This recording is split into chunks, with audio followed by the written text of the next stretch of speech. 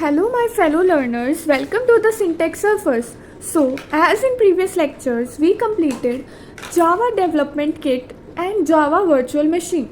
Today, we are going to create a basic Java program and study the basic structure of a Java program. Also, we are going to run it on a Java Run environment. So, without wasting much time, let's get started. So here is a basic Java program. Before studying it, we are going to study the structure of a Java program.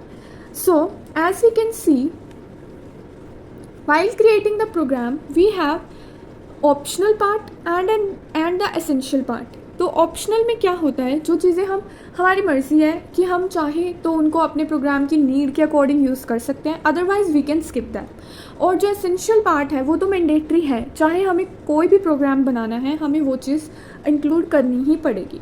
So starting with the documentation section, उसमें हम comments को include करते हैं। We write comments to enhance the readability of program. मतलब कि हम अगर अपने प्रोग्राम को कोई और यूज़र रीड कर रहा है तो उसे अच्छे से समझ में आ जाए कि what is the program actually about और किसने उसे बनाया है, any copyright, we can all include there.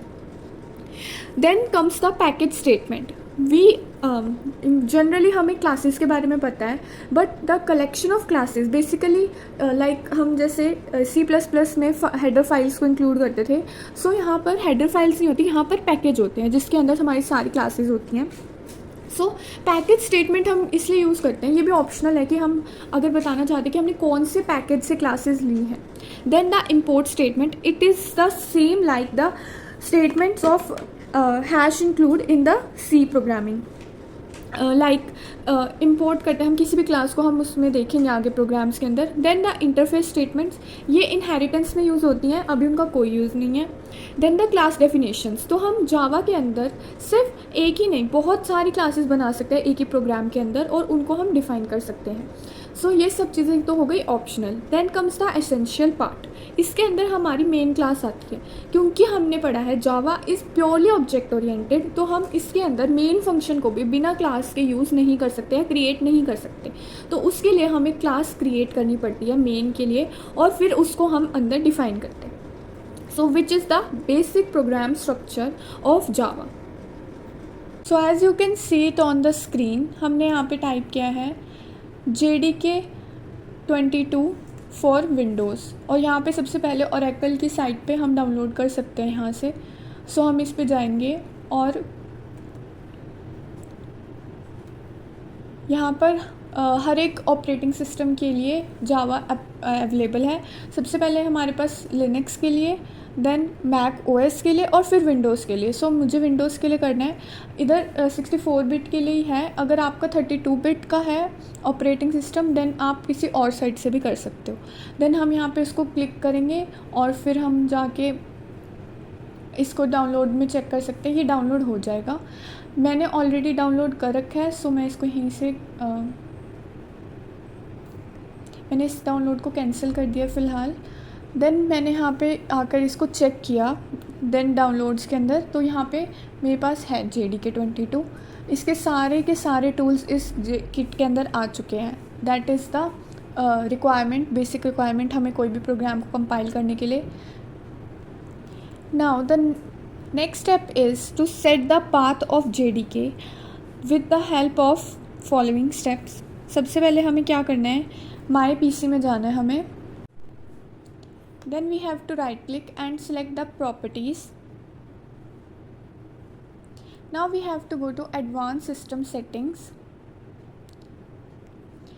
Now the system properties window has appeared. तो अब हमें इसके ऊपर एडवांस्ड फीचर के ऊपर जाना है, एडवांस टैब के ऊपर। यहाँ पे हमें काफ़ी सारे ऑप्शंस दिख रहे हैं। तो सबसे पहले परफॉर्मेंस का है, फिर यूज़र प्रोफाइल्स का, और फिर स्टार्टअप एंड रिकवरी, और लास्ट में है एनवायरनमेंट वेरिएबल्स। तो हमें इस एनवायरनमेंट वेरिएबल ऑप्शन पे जाना है।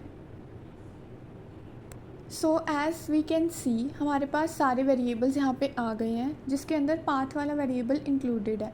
क्योंकि हमारा लेटेस्ट वर्जन है जावा का, इसलिए ये सिस्टम वेरिएबल्स के अंदर हमारे पास पूरा पाथ है जावा का। बट जो दूसरे 32 बिट प्रोसेसर्स होते हैं या फिर जो पुराने ऑपरेटिंग सिस्टम्स थे या फिर जावा के पुराने वर्जन्स थे, उसके अंदर जनरली ऐसे पाथ सेट नहीं होता। हमें क्या करना पड़ता है, जब भी हम कमांड प्रॉम्प्ट के ऊपर जाते हैं तो वहाँ जाकर हमें पूरे पाथ को लिखना पड़ता है, क्योंकि ये क्या हो जाता है कैरेक्टर यूज़र इंटरफेस। तो उसके लिए हमें पूरी कमांड को ये पूरा टाइप करना पड़ता है, which is a very long procedure. तो उसको अवॉइड करने के लिए हम डायरेक्टली यहाँ पे पाथ सेट कर देते हैं। सो फॉर दैट पर्पज़ अगर यहाँ पर आपके पास पाथ नहीं है तो हम न्यू बटन पे क्लिक करेंगे और वेरिएबल नेम में पाथ और वेरिएबल वैल्यू के लिए हम वहाँ पे उस पाथ को कॉपी कर देंगे, फाइल मैनेजर से कॉपी करके पेस्ट कर देंगे। बट मेरे पास है तो यहाँ पे हम कैंसिल कर देते हैं। नाउ लेट्स चेक कि ये जो हमारा पाथ है वो एक्चुअली में सेट है या नहीं। तो हम इसको बंद कर देंगे और अब हम ओपन करेंगे command prompt. Now let us check कि पाथ सेट हुआ है या नहीं। तो उसके लिए हमने यहाँ पे ओपन किया है कमांड प्रॉम्प्ट एंड हमने इसके अंदर टाइप किया है अपना सी, जो कि हमारी ड्राइव है जिसमें मैंने सेव किया। अगर आपने डी ड्राइव में सेव किया है तो उसके लिए आपको चेंज करना पड़ेगा। उसके लिए जस्ट आपको डी और फिर कॉलन लिखना है। तो हम डी ड्राइव में आ जाएंगे, बट मुझे अभी सी ड्राइव में ही रहना है, तो उसके लिए वापस से हम सी ड्राइव में चले जाएंगे और हम अभी प्रोग्राम फाइल्स के अंदर है। अगर आप मतलब कि हमें जिस भी हमने फाइल्स के अंदर उसको सेव किया, जिस भी फोल्डर के अंदर, उसके लिए अंदर जाने के लिए हमारी कमांड होती है cd फिर स्पेस फिर हमें उसका नाम लिखना होता है फोल्डर का। तो हम उस फोल्डर के अंदर आ जाते हैं। और अगर हमें सिंपली किसी फोल्डर से बाहर आना है तो हम cd फिर डैश मतलब कि स्पेस और फिर 2 डॉट्स डाल देंगे तो हम उस फोल्डर से बाहर आ जाएंगे। Now we will type Java C and press enter and here we can see हमारे पास पूरा उसका आउटलुक आ गया है। इसका मतलब कि हमारा पाथ सेट हो चुका है and we have the Java compiler. Now we will create a simple program and then compile it and check whether it runs और not. So to create the Java program, we will open Notepad. So here we have created a basic Java program to understand. तो हमने first line के अंदर comments दिए हैं। It is a single line comment with the 2/। उसके बाद हमारी start होती है क्लास डिक्लेरेशन। हमने ये क्लास बनाई है मेन फंक्शन के लिए। एज वी नो जावा के अंदर हमें मेन के लिए भी क्लास बनानी है। देन हमने इस क्लास का नेम दिया है। फिर उसके बाद हमने मेन की डेफिनेशन स्टार्ट किया है। पहले हमने क्या लिखा है, public static void main. So हम चारों वर्ड्स को एक एक करके समझेंगे। Firstly public means the access specifier. Access specifier बताता है कि हम किसी भी फंक्शन को कहाँ पर एक्सेस कर सकते हैं। ये एक पब्लिक फंक्शन है, इसका मतलब हम इसे किसी भी क्लास में एक्सेस कर सकते हैं। देन स्टैटिक, हमने पहले पढ़ा है कि फंक्शन कैन बी स्टैटिक और डायनामिक, और सिमिलरली जो ऑब्जेक्ट्स होते हैं उनके मतलब कि डेटा मेंबर होते हैं वो भी स्टैटिक या फिर डायनामिक हो सकते हैं। और जो स्टैटिक होते हैं वो सबके लिए सेम होते हैं, मतलब किसी भी क्लास के किसी भी ऑब्जेक्ट के लिए, हर क्लास के। और जो फंक्शंस होते हैं वो क्लास के सभी ऑब्जेक्ट्स के लिए सेम तो होते ही हैं और हमें उनको कॉल करने के लिए किसी ऑब्जेक्ट की ज़रूरत नहीं होती। तो मेन फंक्शन है, इसको हम कॉल नहीं करते, इसको ऑपरेटिंग सिस्टम खुद से कॉल करता है, फिर कंपाइलर। तो यहाँ पे हमने स्टैटिक वर्ड का यूज़ किया। देन वॉइड, ये है हमारे फंक्शन की टाइप। तो हमारे मेन फंक्शन को कोई वैल्यू रिटर्न नहीं करानी, इसलिए हमने वॉइड रखा है। देन मेन जो कीवर्ड है फंक्शन का, उसके बाद हमने ब्रैकेट में कुछ लिखा है। जैसे कि हम पहले जानते हैं मेन फंक्शन में हमने आज तक कोई आर्ग्यूमेंट नहीं दिए, बट यहाँ पर हमने आर्ग्यूमेंट्स दिए हैं with the data type string. तो ये होते हैं कमांड लाइन आर्ग्यूमेंट्स। जनरली हम इनको इनपुट कराने के लिए यूज़ करते हैं किसी भी वेरिएबल के लिए, वो हम आगे सीखेंगे। बट अभी इसको हम इतना ही जानते हैं कि ये है कमांड लाइन आर्ग्यूमेंट्स। उसके बाद हमारे बेसिस स्टार्ट होते हैं मेन फंक्शन के, और हमने यहाँ पे एक सिंपल सी लाइन प्रिंट कराई है with the help of system.out.println। ln stand for line. इससे क्या होगा कि अगर हम कोई भी चीज़ प्रिंट करा रहे हैं तो वो एक लाइन के बाद प्रिंट होगी। और जो system.out है, यहाँ पर हमें क्लासेस के बारे में, जावा के अंदर पैकेजेस के बारे में पढ़ना है। तो सिस्टम क्या है, यहाँ पे पैकेज है और उसकी क्लास है आउट, और उसके अंदर से println क्या है, एक मेथड है टू प्रिंट एनी स्ट्रिंग। और यहाँ पे हमने प्रिंट कराया है द सिंटैक्स सर्फर्स।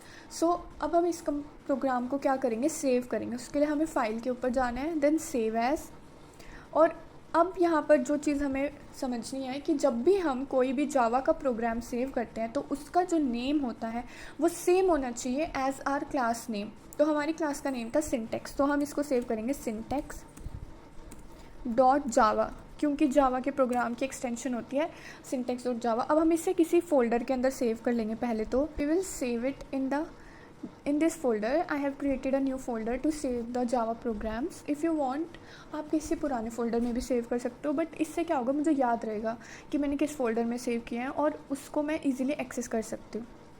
मैं यहाँ पे ओपन पे क्लिक करूँगी तो मैं उस फोल्डर के अंदर पहुँच जाऊँगी and then I will save it there. अब हमें क्या करना है, सिंपली कमांड प्रॉम्प्ट पे जाना है और हम डी वॉल्यूम के अंदर आ गए हैं। अब हम चेंज करेंगे कि हमने जहाँ पे अपना प्रोग्राम सेव कर रखा है उस फोल्डर में चले जाए। अब मैं उस फोल्डर के अंदर आ गई हूँ। नाउ हमें टाइप करना है जावा सी, क्योंकि वो हमारा कंपाइलर है। और अब अपने प्रोग्राम का नेम सेव टाइप करेंगे यहाँ पे हम सिंटेक्स फिर dot Java. So this is we are using this to compile the program. Then we will press enter. Here is an error. So the error was कि वो string को identify नहीं कर पाया था, क्योंकि हमने यहाँ पे क्या मिस्टेक किया है, कैपिटल एस आना चाहिए। जो भी हम क्लास का कोई भी हम इनबिल्ट क्लास यूज़ करते हैं उनका नेम क्या होता है, it starts with capital letter. तो उनकी नेमिंग के रूल्स वगैरह वो सब कुछ हम आगे पढ़ेंगे। Now let's recompile it. Java C syntax dot जावा। अब ये कंपाइल हो गया है। अब हम इसे रन करने के लिखेंगे नॉर्मल जावा। ये जो पहले था वो हमारा कंपाइलर था। अब जो हम यूज़ करने जा रहे हैं वो हमारा है इंटरप्रेटर, क्योंकि हमने पढ़ा कि यहाँ पे हमारा 2 वे होता है कंपाइलेशन। सो अब बस हमें प्रोग्राम का नेम लिखना है and here it is our output, जो कि हमने प्रिंट कराया था, द सिंटेक्स सर्फ। So that is all for this video.